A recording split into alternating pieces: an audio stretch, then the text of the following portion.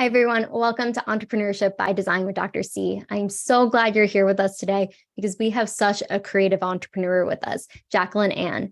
Jacqueline is the owner of Ann's Bath and Beauty Boutique. Ann's specializes in chemical-free bath products that are handmade. And thank you so much for being here today, Jackie. It is such a pleasure to have you. And I would love for you to just dive into your journey, how you got here today, and then we can go a little bit deeper. So it actually started with an addiction to Lush and Bath and Body Works, and my mom looking at me and saying, you can make this stuff yourself. And I told her, oh, that's crazy. No, I can't, because I'm a set person. So like if I have the pumpkin scrub, I need the pumpkin lotion, the pumpkin spray, the pumpkin hair products. So whenever something ran out, and if it was a seasonal item and you couldn't get it anymore, I'd buy a whole new set. And my mom looked at me and she's like, you can make this all yourself. Like, you're wasting way too much money on this stuff. I don't know why you're doing this. And so we started off with coffee soap, and we started making that just for ourselves to have and all that. Yeah. And my mom was telling her coworkers, yeah, we're doing this. It's whatever. Like, it's whatever. Mm-hmm. And then her coworkers wanted to try the products. And we were like, cool, sure. Here's a sample, whatever. We're making it. Fine. Then they wanted to purchase the products. And we were like, sure, we'll cost it out. No big deal. We'll cost it out. We'll tell you how much it is, and then we'll go from there. Mm-hmm. And then I don't remember who it was, and I wish I did remember, but someone suggested that we do craft shows and vendor shows. And I really wish I remembered who that was. I really don't. But like from there, it just kind of snowballed. Mm-hmm. And like we started with doing a couple craft shows, and now almost we literally look at our calendar and look at like events we'll want to do and be like, okay, block out this weekend so we don't do craft shows. Oh, wow. I was supposed to go on vacation with my family, but I decided to stay home because of money stuff. Mm-hmm. So I was like, okay, I'll find a craft show to do. And immediately I found a craft show. I was like, okay, I'm booked for July 8th. And my fiance looked at me and he's like, that quickly? I was like, I can find the shows. Yes, I love it. I love that it started with just doing it for yourselves. Like, okay, well, we'll just do it and it's cheaper, like instead of buying it, and you always have it available as well. And like definitely being a set person, I get that, especially when it's out of season, like pumpkin. I'm a huge pumpkin person. It's my favorite, but I'm curious, why did you choose to have a chemical-free bath products? Well, because we've always been someone like, I used to do my nails all the time. And then I was reading information about how like the chemicals in the nails seep through your nail into your skin. So like I kind of stopped doing my nails all the time. I only do them for special occasions. Mm-hmm. And it's just stuff like that where like we make our own jelly because when we make our own jelly, we know where it came from. And if we make the soap ourselves chemical free, one, we know there's no chemicals, there's nothing additives or anything. Because fun thing about bath products is the FDA doesn't legally require you to list out all your ingredients because it's not a food product. You're not consuming it. Right. So unlike food, they could be having stuff in the product and not listing it. Okay. So at least this way I'm like, okay, we list all the ingredients on the back of all of our soaps, all of our products, except for the scrubs and the bath bombs. All the ingredients are listed on the product so you can know this is what's in it. And like, I have sensitive skin. Mm-hmm. I use the wrong soap for one day, I break out. So I have to be careful about what I put on my skin. That's why I only use charcoal soap because I make it and I know what's in it and I know my skin can handle what's in it. Yeah. So just to me, like, it's very important to have a chemical-free lifestyle because whatever you're putting on your skin is going into you. Mm-hmm. No, that's so true. And you don't really think about it because when you're digesting something and eating something, yeah, you want to know exactly what the ingredients, and there's a lot of ingredients that you're like, can't even pronounce a lot of the time for food, but for for body stuff that you're putting on your body or it's absorbing through the skin as well. And it's important to know that. And I love that you list it out so people can know. And I love too that you've had sensitive skin, so you really can identify with a lot of individuals that struggle in that particular aspect of sensitive skin or how it can break out or have different situations happen because of not using products that are coherent, or not coherent, but connect with your body and your body type as well, because I do think that's so important, and it's just not really talked about a lot, because I think people say, oh, like healthy products for our skin, like in our bodies, but not on our bodies. Well, and the crazy part to me is the biggest organ of your being is your skin. Yes. Exactly. And that's why like skincare is so important, but also like what products we're using on a daily basis. And can you share what that process looks like, creating this handmade bath products as well? Like what sets it apart from commercially produced alternatives as well? So we do small batches, I call them. So like we do one to two loaf. We sometimes do double batches for like a honey oatmeal soap, because that helps with eczema, which is an issue for a lot of people actually. So we no matter how much I used to make, we never had it in stock. So I was like, you know what, we're just going to always double batch this. So we mixed our oils together, we mix our lye, and then we wait for those both to cool down. Mm-hmm. And then once they're cooled down, we mix them together, we pour them, and then our soap has to sit for 4 weeks. So once it's made, it cannot be used for 4 weeks because of the lye in it. It has to cure. Oh, wow. So I have people who will be like, oh, well, I want this soap this week. And I'll be like, well, we don't have it in stock. So you're going to have to wait 4 weeks or go with something else. Oh, wow. Because it takes 4 weeks to sit and cure and all that. And then like I've had people say, when they use my soap, there's not usually like you feel clean. Like sometimes people will be like, oh, when I use Dove, I have like a layer of like residue on me still. And I have an uncle who's a mechanic. He says he only uses my soap. He literally like buys my soap only. He's like, because it gets all the mechanic grease off of him. My dad's a batch maker. He like in the summertime, like he'll get the chemicals on him and it'll irritate his skin. He'll use the honey oatmeal soap and it'll be fine. He'll have no irritation. There was one time my parents were camping. I wasn't there, so I don't know if this is fully true, but this is how my mom claimed it happened. Is they were camping and we had Dove soap in the house. So my mom said, oh, we'll just use it and get rid of it, whatever. And my dad looked at my mom and said, what's that soap doing? Like, I'm supposed to use that? And my mom was like, yeah, we're just getting rid of it. They had to go out and find handmade soap because my dad was not going to use the Dove soap. He's like, nope, I'm never going back. So we always say, like, even if we ever do quit the business, which I don't think we will ever, just because I love it so much, we'll always be making soap because at this point, none of us want to go back. Wow.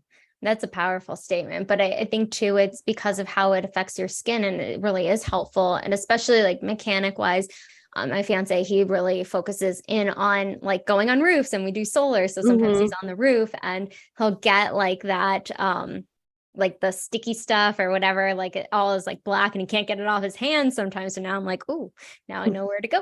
But I think too, it's just being able to use something that's going to be healthy for our bodies as well. And I think a lot of people do struggle with like eczema and other skin issues that are from just stress or anything else, but being able to put a product on your body that's safe and healthy for you, I think is so key. And I love that you started this. And I'm so curious for your journey so far in today's market, because there's a lot of options for bath and beauty products. It's definitely an oversaturated market. Yes. And that's why I want to ask you, how do you ensure the quality and effectiveness of the chemical-free products that you guys make? So we honestly, we know our recipes. We used to, before we started selling them to my mom's coworker, we tested a lot. We had like batch books of experiment number 1, experiment number 5, 15. And like ever since we found the recipe that we like, that we know that works, that we know people like, and everyone enjoys, like I've never had someone come back to me and be like, this soap sucks. And I've been doing it for almost 7 years. Wow. So once we found that recipe, we're like, we're not veering away from this. This is the recipe. This is it. This works. If it's not broken, don't fix it. Exactly. So it was just a lot of experiment. And there were some failed experiments when we like put it on our skin and we were like, oh no. Like, because our first soap was coffee soap. So we put coffee grounds in the soap. Yeah. And the first couple times we either did way too little or way too much. And if you have too much coffee, so like coffee grounds in the soap, instead of giving it a nice exfoliating feel, it just hurts. Ooh, you So don't think of these things. no, I even looked at my mom. I was like, who would have known you can do too many coffee grounds, too much exfoliation? Who would have known? Not me. I learn something new every day. I know. I was like, oh, good to know. Let's not do so. It's just a matter of like, we found what works, we found what the public likes, Yeah. and we just haven't really changed our recipe since then. No, and I love that. And I think too, it goes to show you have to practice, you have to figure out what works. And once you find it, it's like you're golden. And what are some of the common harmful chemicals that are found in conventional bath products? Lye. Oh, So okay. we actually work with lye. Mm, mhm. It's sodium hydroxide, and it's the reason why the soap has to cure, because when you mix sodium hydroxide with water, Yeah. it eats away at stuff. So Mhm. like when we make soap, we have our goggles on, we have our gloves on, we have our lab coat on. Yeah. If we get it on any part of our body, it doesn't matter if we're in the middle of mixing it, because like once you mix the lye to the oil, you Mhm. have like you have a little bit of time to pour it depending on the fragrance oil, Yeah. but like it will start hardening right away depending on what you're doing and making. Mhm. And it's just like I can't deal with that because I don't want my skin to be eaten away by the lye. Yeah. No, because I think a lot of people don't know what to look for, just are used to, okay, well, this is a name brand that I know and I Mhm. trust, but don't really know what's in it or have done the research. I know I'm guilty of that until like a few years ago when I started changing my products to like that healthier things and cleaner products. But a lot of people just don't know because it's not something you're like talked to or taught when you're growing up. Well, and then I found a lot of soaps that I was using have the same exact, this is so wild to me. It had the same exact ingredients as windshield wiper fluid. And I was like, how is that good for the car and me? Like something's not adding up here. Like I said, we use our soap is a cold process soap, so it's a lye based soap, but Mhm. lye is an all considered an all natural ingredient. You just Mhm. have to be careful when working with it. That makes sense because that's what you're saying too. You have to wait at least 4 weeks before being able to have that product go live and be able to sell it because it needs to sit there and process. Yeah. Yeah. And have you noticed any specific benefits or positive feedback from customers? I know family has used it as well, but have switched to using your chemical free products versus what's out there. So I have two girls who order from my shop every month, and they say that like whenever they use the soap, they just feel so much cleaner because they've like used my soap, ran out, had to wait for shipping, and then went back to like Dove or whatever they were using. Yeah. And they're like, I do not feel the same clean. On my Etsy page, there's like, for the soaps at least, there's nothing but 5-star reviews. And I always feel weird because I'm like, what if someone's looking at that and being like, well, she paid all these people, because there's really not any negative reviews, but that's because before we put this product out, we made sure it was good. We Yeah. made sure it worked. I have a lot of people who have eczema who come back to me and be like, yeah, because we, like I said, we have the honey oatmeal soap, but we also have goat's milk soap, because Mm. in the recent years, I've like I said, I've been doing this for 7 years. In the last 5 years, I've noticed more and more people coming out with eczema and sensitive skin issues and all that. And I don't know what's happened, what changed in those 5 years, but a lot of people are starting to have this issue. So I looked at my mom and was like, we can't just offer honey oatmeal anymore. I cannot keep up with it. So we added goat's milk to our line too. Mm. And Mhm. I've had people come to me and say, like, yeah, I only use your goat's milk because it helps with my eczema Yeah. and it helps me get that issue away. And I can finally wear. I had a girl tell me, she's like, I finally don't have to wear long sleeves anymore to hide it away. I feel comfortable wearing short shirts because you can't see it anymore. And I was like, oh my God, that's amazing. I love that. Mhm. That's an amazing story too, because you're right. A lot of people struggle with skin issues, and I think has a lot to do with just like what we're eating and the environment that we're in as well. It has shifted a lot in the last like 5, 10, 15 years, I would say, just personally, but some people are born with eczema. I was actually born with eczema. So, but it's not like that. It just flares up when I'm stressed and like knowing what I'm eating and things along those lines. But I think that's so pivotal too for this girl that's able to wear like short sleeve shirts and like skinny strap versus just long sleeves all the time based off of your product. And that's just a glowing one testimonial of the many that you have, and just the product that you're putting out there.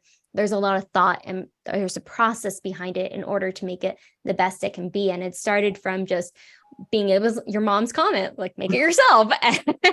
You're spending too much money, do it yourself. Exactly. And I'm so curious because I know you said you did a lot of craft shows and have really, it's expanded since then, is you've been doing it for 7 years. But when you started doing the craft shows, what did that look like in the process of starting to really build your business? It was scary because like your first craft show, you don't know what to expect. And we didn't know anyone at the time. Small businesses weren't really like, I feel recently small businesses have blown up and like they're a big deal and everyone's like shop small. But like 5 to 7 years ago, like it wasn't really talked about or known or anything. So there wasn't anyone for us to go to and be like, hey, do you have any advice? Other than we found like one Facebook group for small businesses and like we just posted on there and we got so much advice. We were like, I don't know what to do with this. So like just as we started doing more and more craft shows, like we've learned what we cannot forget, because we've gone to shows without chairs. And just been like, oh, we kind of assumed you were gonna like provide them. My bad. So we've definitely learned to like look at the contract that you sign. What do they provide? What don't they provide? Set up times, looking at how long it takes to get there, what traffic looks like. Because like actually today at 1 o'clock, I have to leave for a craft show that's an hour and a half away. So I'm like, okay, I have to be done with everything at 1 o'clock. So when I saw this today, I was like 11:45. That's perfect. Yes. And I told my fiance, I was like, before I get on the podcast, can you pack the car while I get ready for the podcast? And we'll just get this all done and knock it out. Yeah. Teamwork. That's what it's all about. I love it. I love you have a supportive partner too. It was really scary in the beginning because there was no one to turn to. There was no one to ask questions, and just kind of like we figured it out as we went. Absolutely. And that's part of it, right? When you have those challenges, how do you maneuver through that? And so what are some of the challenges you did face in running your business that specializes in your product in particular, but how did you overcome those challenges outside of the craft shows, just in the everyday, the day-to-day? So for me, a big thing I always say like I'm on the creative side. I make the stuff. My mom's an accountant. So I was blessed with an accountant, but my biggest struggle, and I'm not going to like lie, is learning the accountant side, because I realize my mom's getting older. She's not going to want to do this and help me with this forever. Yeah. So I should probably start learning now while she's like willing to teach me, but it's a lot of information. And the scary part is like, if you mess up one thing, you can mess up your whole taxes. Yeah. You can mess up a lot of legal stuff. And it's just, for me, the biggest issue is the legal side. I can do the creative stuff, no problem. I'm always coming up with like a new product or a new thing to make. It's honestly the legal side, the accounting side, the number side. That's where I personally struggle. Yeah. No, and I think a lot of people do, because as creatives, you're like, this is what I want to build and all of those things, but it's the other little things that are actually massive things as well that you're not taught growing up in school or anything along those lines, especially when you're running a business. And it was more of a, like everybody in between, it wasn't really doing it. There's more and more businesses now that are more small to medium size versus when you had started years ago too, and just being kind of craving that or creating that path for it. And I'm curious, how do you source your ingredients for the bath products? Like what specific criteria? I know you kind of talked about a few things, but how do you find what's best for your products? So when, obviously this was years ago, we stick with 3 vendors now. We did a lot of research on the vendors. We used to have 5, but like in the beginning, years ago, we used to have 5. Now we stick with the 3 because we know the 3, we trust the 3, and we've never had an issue with the 3.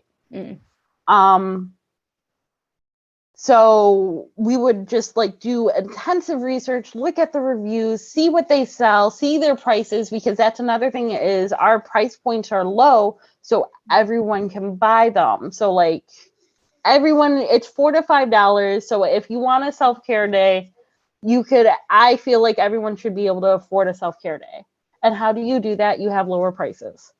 Yeah. And so prices is a big part for us, because the lower we buy our ingredients at, the lower we can keep our cost at, the lower we can keep our prices down, the more people can buy. Yes. And then obviously quality. We used to have 5, like I said.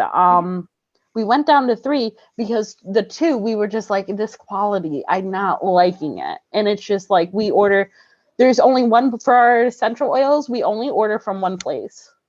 Like other places do have essential oils cheaper than what we order, but I know the vendor, I know the oil, and I know I'm gonna be satisfied no matter if it's a new product, an ingredient that I bought before, a new one, an old one. I've never had issues with them, so that's who we stick with for like essential oils, because that is a big part of our business. And it's part, like the honey oatmeal soap has orange essential oil in it. It's one of the reasons it helps. So I'm not going to change vendors just because you're cheaper. I know this works. Right. Yeah. So that a big thing for us is just quality and price. No, and you can hear the integrity too behind it, of just wanting to make sure it's the best quality product and you're getting the quality that you need, but also the customers are as well. And it's across the board and it's very transparent. And I appreciate you sharing all of that, because it's always cool to hear where products come from and the ingredients and everything along those lines. And I'm curious, because I know you have vendors that you use to get the ingredients. What other tools have you used in order to build your business when it comes to maybe tech or software or anything along those lines? So tech, honestly, we're not that advanced. We use Google. We use Google Drive. It has Excel. It has Excel for inventory, for accounting stuff, and it's free. We have Word for in-person invoices. Like today, yesterday, I had someone pick up a custom order of charcoal soap with jasmine. They wanted a jasmine scented soap with charcoal in it. And he picked up his order, and I just went on Word document and I uploaded their invoice, printed it out, and gave it to them. And another thing I do like about Google is the Drive. So like, let's say you're my business partner and you log into Ann's account.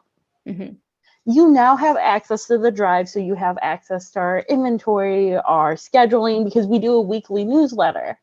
So you can see like, okay, this is what the newsletter is going to be. You could go into inventory, you could go look at cost of products and all that. And it's a shared Drive. Once you are in that account, as long as you don't log out, you have access to it. And we have me who has access to it, my mom, because she's the accountant, and my fiance does our photos and he uploads them to the Drive. So it's just really helpful, like when you have multiple people who are all using different phones or laptops or computers.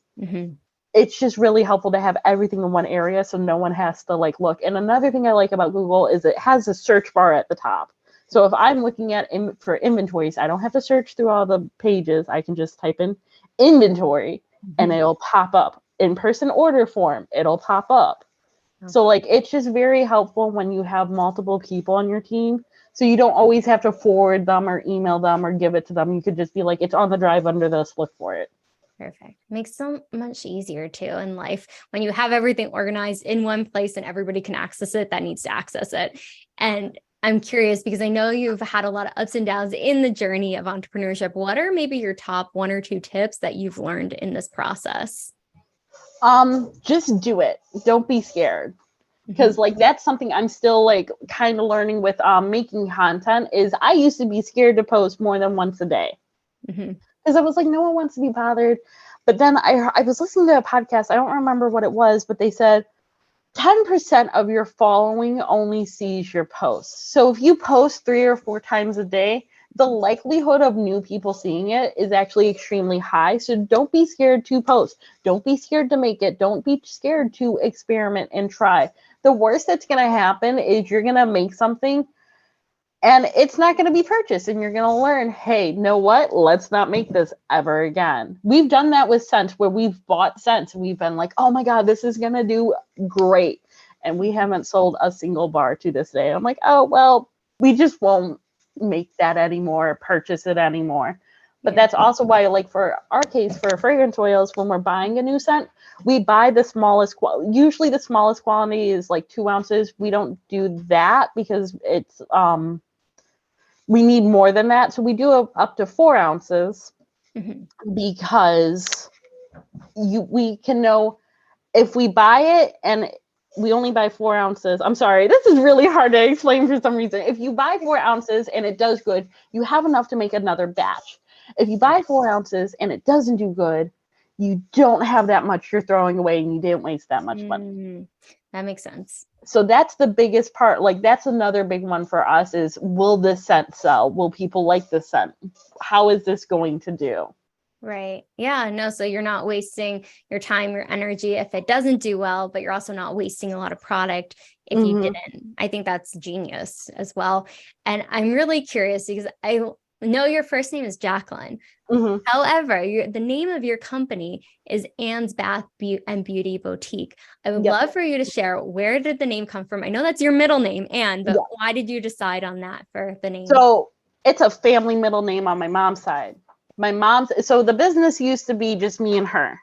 And it's her middle name and my middle name. If I ever have children, my daughter's middle name is going to be Anne. And if I have a son, it's going to be Andy, Andrew, something like that with Anne in it. So it's a family middle name. So I figured that's an easy way to keep the business in the family is if something, heaven forbid, something were to happen to me, she can take it over fully and she still has Anne's in her name. Something happens to her, obviously I'm still going to be doing everything. And then if I ever have kids one day, they'll be passed down. I'll be like, your middle name is Anne. Here you go. Thanks, Mom. This is yours now. No, I love that. I love the meaning behind it too, because I knew it was significant, but I wanted people to know why it was so significant too. And I'm curious because I know this is only the beginning, even though you've been doing it for a few years. What are your future plans or aspirations for the boutique to grow? And do you have any new products coming out or initiatives in the works? So we actually just launched on Monday or Tuesday, literally this week, we just launched customizable soap on our Etsy page. So you'll be able to pick out a scent you want and an additive you want and get that. The wait period, once again, is 5 to 6 weeks because that gives it time to cure and for us to wrap it and ship it out. So, because I've had people who say like, oh, I want an orange soap with coffee grounds. And I'm like, I can't make that just for you and justify it. But if you order it as a custom soap and you buy 4 bars of it, that leaves me with 3 bars. And then that way I could also see like, oh, will this sell? Will this not sell? If someone else orders it in the future, I could just give it to them. So it just kind of like, in that way, it just will, I'm hoping it'll give us new ideas. And also if people want like a certain soap, or if they have eczema and they need honey in their soap, but they want it to be strawberry scented, they can. And then also we just got the ingredients in yesterday. So we're not going to have it in time for Father's Day, sadly, but in the future we are going to be adding beard oil. Oh, interesting. And then my fiance wants to add pomade to the line because he uses it for his hair. And I told him, if you can work out the recipe and you can get it to a point where you like it, we'll discuss it. There you go. And I'm like, but if we do this and add this, this is your line. My mom, we used to do lip balms. We do. So right now we have shampoo bars, we have goat smoke soap, and we have our regular cold process soap. Now, along with that, we have salt and sugar scrubs, bath bombs, doggy bandanas, and oven mitts. And my mom came to me and she's like, I want to add lip balms back to the line. And I was like, that's great. You want this, you have to do this. Like, I can't, because we're already adding the beard oil. Right. So I'm like, the time to make soap and sew and do housework and all this, I was like, you have to do this. It's a lot. It's a lot of balance everything. It can be. Avi, I'm hoping to, once I start getting sewing some more, because I'm a little behind on my sewing, I'm hoping to add a couple different things to the sewing line, but we'll see.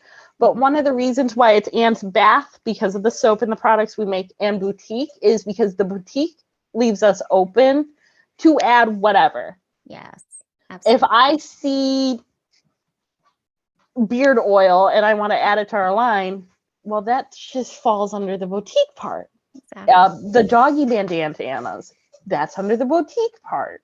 Mm-hmm. So it just kind of leaves us open. So if we do want to add something, we can sneak it in there because we got that little boutique in there.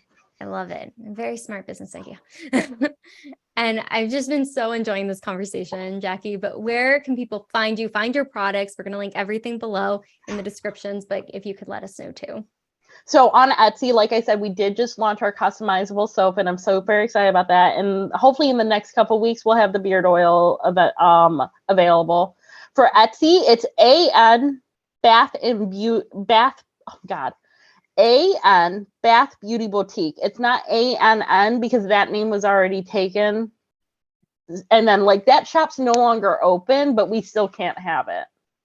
Oh. So it's just AN and then Bath Beauty Boutique. And then on Instagram, it's ANN Bath and Beauty Boutique. And then Facebook is Anne's Bath and Beauty Boutique. And then we're on TikTok. I believe that's Anne and Bath Beauty Boutique as well.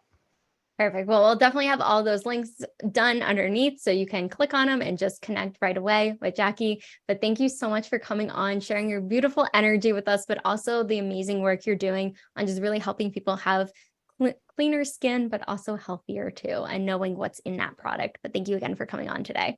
Thank you so much for having me.